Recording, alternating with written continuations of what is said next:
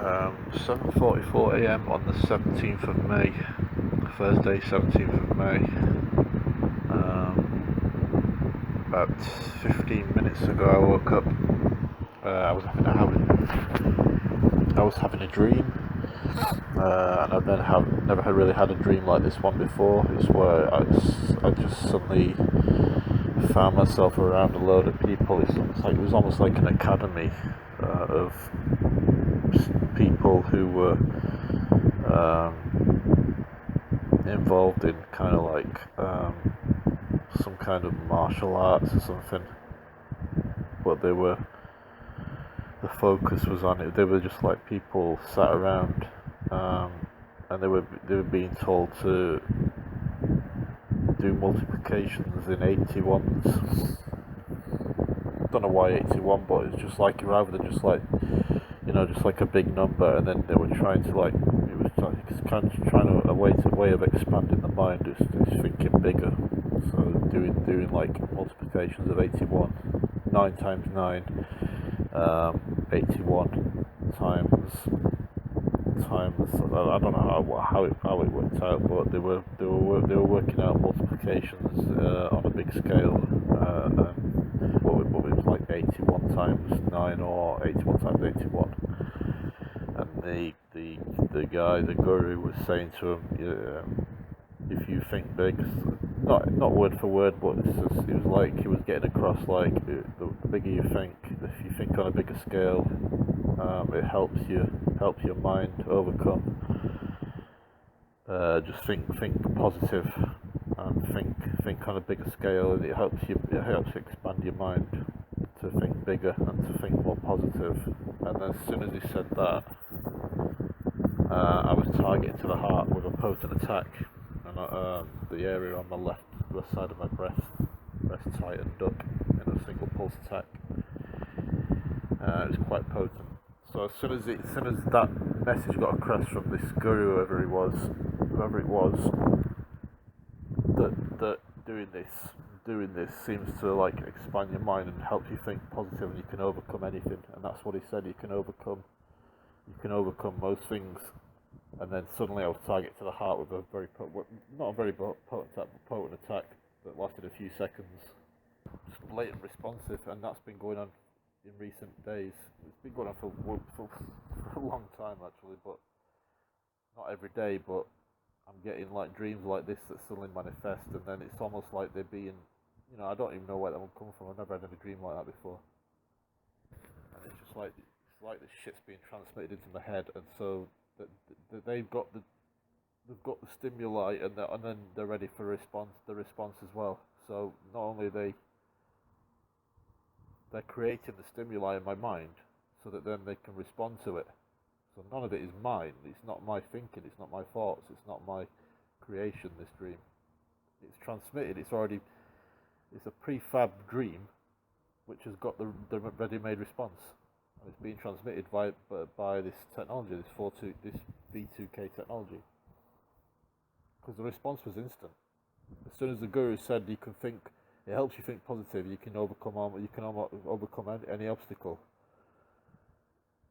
It helps you to overcome any obstacle, and then like a fraction of a second later, I'm a target to the heart with a potent attack.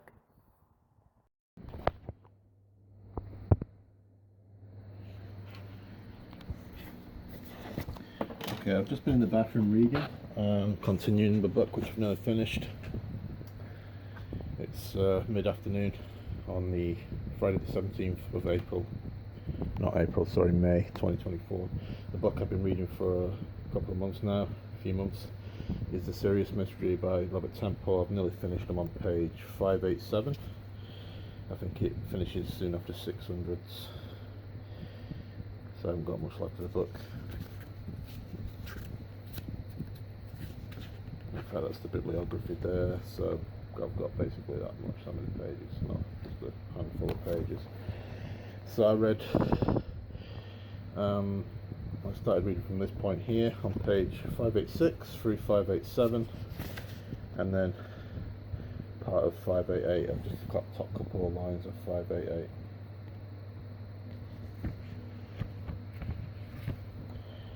So I'm going to read from the point where I started, and I'm going to just to mention that I was targeted once on one occasion during those 10 minutes with a attack to my heart, and it was instant responsive to a name. It was instant responsive, there was no delay. As soon as I read the name, I wasn't reading out loud, I was reading in my mind. I was reading silently, and I was instantly targeted, response targeted. It wasn't a potent attack, but it was potent enough to be felt, and it was a beat skip attack, a rapid beat skip attack in response to the name I just read, and I'll explain the significance of that name later. So I'll read out from the point when I started reading. It should be pointed out that the reign of Suppiluliumus, during which the above emigration took place, covered the years 1380 to 1346 BC. It was to him that the widow of Tutankhamun, the Egyptian queen, Ankhesenamun, third daughter of Pharaoh Akhenaten, sent a plaintive letter asking for one of his sons to become her husband. He sent a son, but the son was ambushed on the way to Egypt and killed, probably by Hor-Emheb, who seized the throne of Egypt and forced Ankhesenamun to marry him in order to legitimize his usurpation. So you can see now, so far, these aren't familiar names, these aren't normal everyday names in the modern day. This is a sad story, but does not really concern us here. I mention it merely to bring to life the chronology of the emigration to Hebron, and also because it demonstrates the close links possible at that time between the Hittites and Egypt. Those who wish to read the letter in full and follow up this interesting tale of personal tragedy, I refer to ancient Near Eastern texts. Editor Pritchard. So that's one. That's the first name of.